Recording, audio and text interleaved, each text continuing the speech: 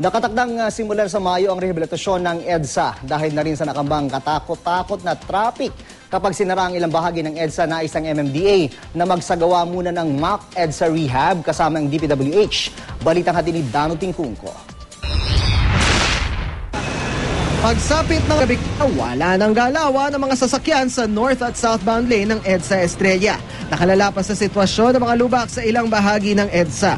Ang mga problemang ito ang balak daw tugunan ng 3.7 billion peso EDSA Rehabilitation Project ng DPWH na inaprubahan ng mga alkalde ng Metro Manila sa pulong nito kasama ang MMDA. Sa proyekto, papatungan ng kahabaan ng EDSA mula Rojas Boulevard hanggang Monumento ng halos 4 na pulgadang high-grade performance asphalt na tatagal ng hanggang 10 taon kahit walang maintenance. Papalitan din at tatanggalan ng bara ang mga drainage. Bukod pa sa magtatayo ng elevated loading and unloading platform sa mga bus terminal.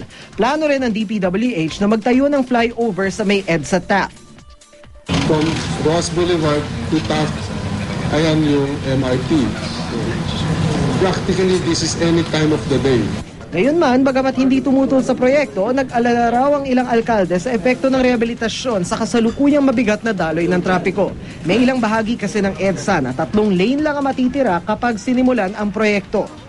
Kahit na sabihin po natin one section lang po yung isasara natin by phase, yung magkakaroon siya ng bottleneck. So hindi lang po namin alam kung yung traffic management plan na-provide na po ba ito? Sa akin lang, i-prepare natin itong C5 dahil sigurado ko itong C5 ang magiging best alternative. Bukod sa C5, magiging alternate route din ang Macapagal Boulevard at 50 iba pang daan. I definitely will say that there will be some inconvenience. Kaya nga ang suggestion namin is this early, we will start putting signages on EDSA, alternate route to EDSA para medyo masanay na yung mga tao.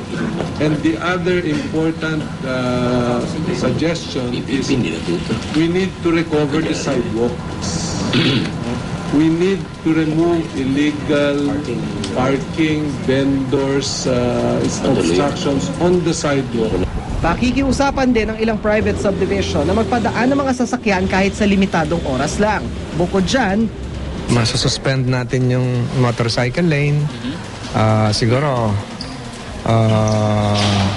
baka maapektuhan din yung yellow lane.